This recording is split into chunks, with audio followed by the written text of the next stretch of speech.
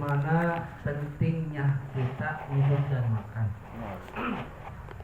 Kalau orang lapar, haus, maka yang kita pentingkan apa ya? Kalau nggak makan ya minum.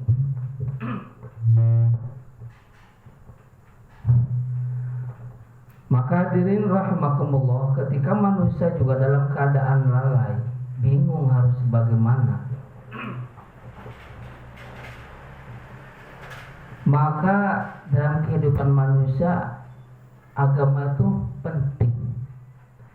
Namun hadirin jamaah salat maghrib yang dirahmati Allah Subhanahu wa taala, ternyata dari pentingnya perkara ini maka ada yang lebih penting lagi. Itu apa hadirin rahimakumullah? Usaha atas mendapatkan perkara tersebut. Ketika seseorang lapar, ingin makan, ingin minum, nggak bisa makan, nggak bisa minum. Kenapa? Karena dia tidak usaha atas makan dan minum tersebut. Maka demikian juga manusia, ketika ingin ada agama dalam dirinya, penting ini agama, tapi tidak mau usaha atas agama, maka tidak akan wujud. Ya. Seperti mana manusia tadi lapar, ingin makan, makan penting, tapi nggak makan, tidak mengusahakannya, nggak masuk makan sama minuman. Maka sama juga rahimahullah abad manusia seperti itu. Agama itu penting dalam kehidupan manusia, karena fondasi kita adalah agama. Tetapi pada saat ini orang banyak yang keliru, ya, yang lupa bahwasanya usaha agama ini lebih penting dalam kehidupan manusia. Maka tuan-tuan yang dirahmati Allah Subhanahu wa taala, bersyukur pada Allah Subhanahu wa taala. Pada saat ini kita dikumpulkan, sekalipun ini majlis tidak mewah, ya. Ya seperti mana kita lihat di majlis-majlis yang di podium-podium besar jemaahnya ratusan ribuan, tidak.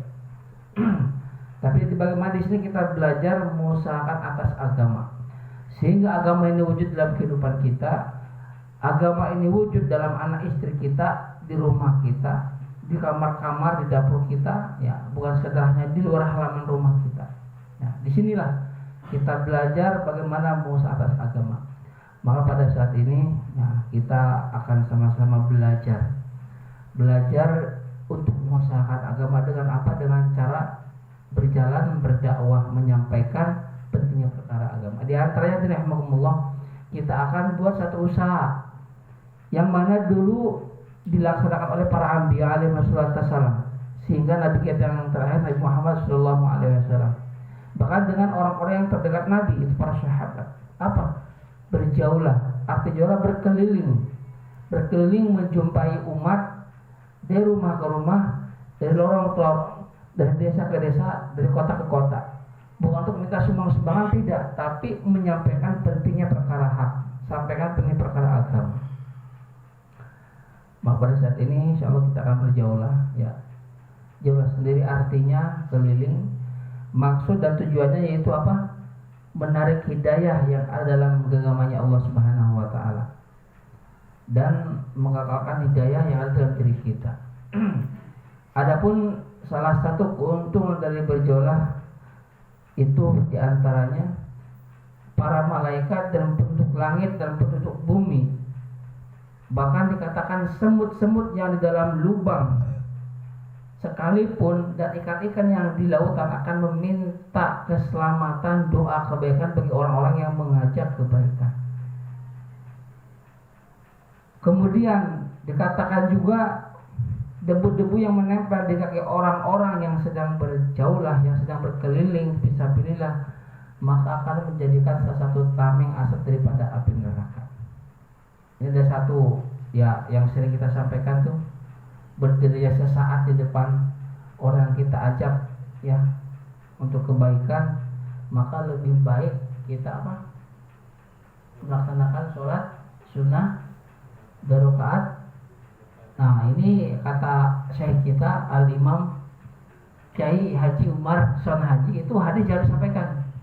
Itu kedudukannya sangat dhaif sekali, maka jangan sampaikan. Ya, sampaikan yang biasa aja. Nah itu, ngasih disampaikan sama orang-orang jemaah itu, jangan sampaikan itu. Itu aja yang tadi diantaranya. Yang lain. Kemudian ada pun cara mendapatkannya dibagi dua, ada yang dalam masjid, ada yang di luar masjid. Jadi dalam masjid terbagi 4, adanya muzakir. Muzakir orang berzikir kepada Allah Subhanahu wa taala. Bagaimana dia zikir setawajuh mungkin karena dia adalah salah satu generator sedang berjaulah. Kemudian yang kedua adanya mukarir, orang yang mengulang-ulang kebesaran Allah Subhanahu wa taala. Yang ketiga mustami, yang mendengarkan apa yang disampaikan mukarir. Dan yang keempat adanya istiqbal, yang menerima tamu. Adapun yang di luar masjid adanya dalil. Dalil adalah penunjuk jalan ataupun rehbar. Sebaik-baik dalil, sebaik-baik rehbar adalah orang tempatan. Dan keutamanya dalil itu akan masuk surga lebih dulu 500 tahun daripada orang yang diajak. Kemudian yang kedua mutakalim.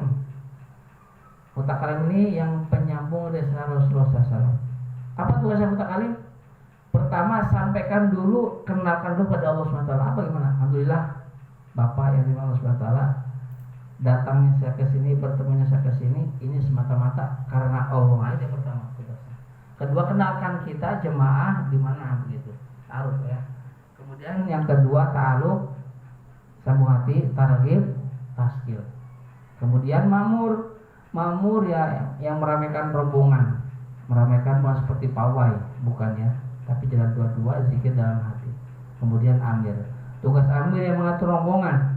Jika dalam rombongan ini ada hal-hal yang tidak baik, melanggar dalam aturan jaulah, maka amir berhak untuk mencancel ataupun mentargib sebentar, mencancel kembali, membentuk jemaah yang lain.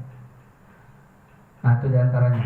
Kemudian adapun ada badannya, singkat saja, keluar masjid seperti biasa, langkahkan kaki kiri, doa yang terbuka, doanya minta pertolongan dan minta hidayah.